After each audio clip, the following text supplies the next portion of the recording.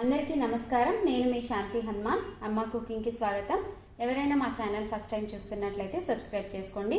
మా వీడియోస్ మీకు నచ్చితే లైక్ చేయండి, షేర్ కూడా చేయండి. ఇవాళ నేను చూపించబోయే రెసిపీ ఏంటంటే రైస్ ఫ్లోర్ కోకోనట్ బాల్స్. దీన్నే కొబ్బరి గుండ్లు అని కూడా అంటారు. ఇది రాయలసీమలో చాలా ఫేమస్ స్నాక్ అండి. చాలా ఈజీ చేసుకోవటము, కానీ టైం టేకింగ్ అని అందరూ ఇష్టపడరు. కానీ నేను కొన్ని టిప్స్ చెప్పాను, అందువల్ల చాలా ఈజీ అవుతుంది. ఈ వీడియో స్టార్టింగ్ నుంచి ఎండింగ్ వరకు చూడండి, అన్నీ మీకే అర్థమైపోతాయి. మరి రాయలసీమ ఫేమస్ స్నాక్ కొబ్బరి గుండ్లు, అదే రైస్ ఫ్లోర్ కోకోనట్ బాల్స్ ఎలా చేయాలో, ఏమేం కావాలో చూసేద్దామా. రైస్ ఫ్లోర్ కోకోనట్ బాల్స్ చేసుకోవడానికి కావాల్సిన పదార్థాలు: 1 cup rice flour, 2 tablespoons పప్పుల పొడి, 2 tablespoons fresh grated coconut, 1 teaspoon sesame seeds, oil, 1 teaspoon salt, 1 tablespoon chilli powder. ఇప్పుడు ఎలా చేయాలో చూద్దాం. ఫస్ట్ పప్పుల్ని పొడి చేసి పెట్టుకోవాలండి. ఇలా మిక్సీలో వేసి మెత్తగా పొడి చేసుకోండి.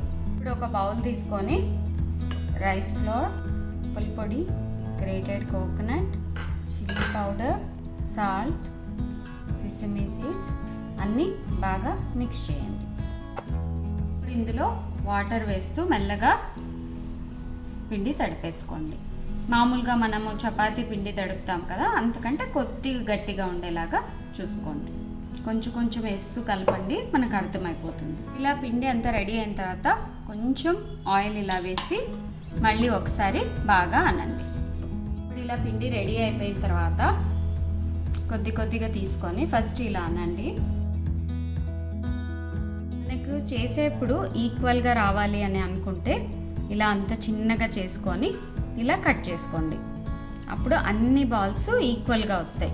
అన్ని బాల్స్ ఈక్వల్గా వస్తే మనకు ఫ్రై చేసేటప్పుడు ఒకటి మెత్తగా ఒకటి గట్టిగా కాకుండా అన్నీ బాగా ఫ్రై అవుతాయి అన్నమాట. ఇలా కట్ చేసుకున్న తర్వాత ఇలా ఫింగర్స్కి కొద్దిగా ఆయిల్ అప్లై చేసుకొని 2 చేతుల్లో 2 పెట్టేసుకోండి. చూడండి, రెడీ అయిపోతుంది.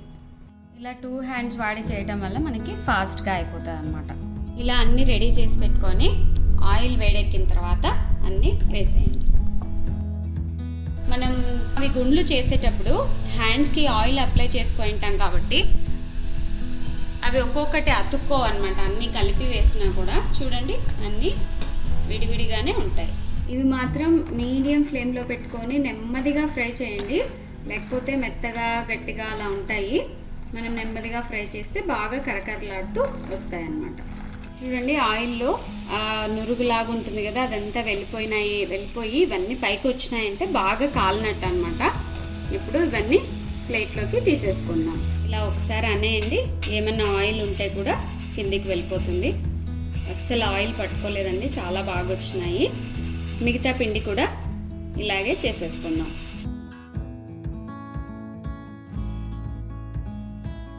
చూడండి, చూస్తుంటేనే తినేయాలనిపిస్తుంది. చాలా బాగున్నాయి, బాగా క్రిస్పీగా ఉన్నాయి. అన్నీ ఒకే రకంగా ఫ్రై అయ్యాయి.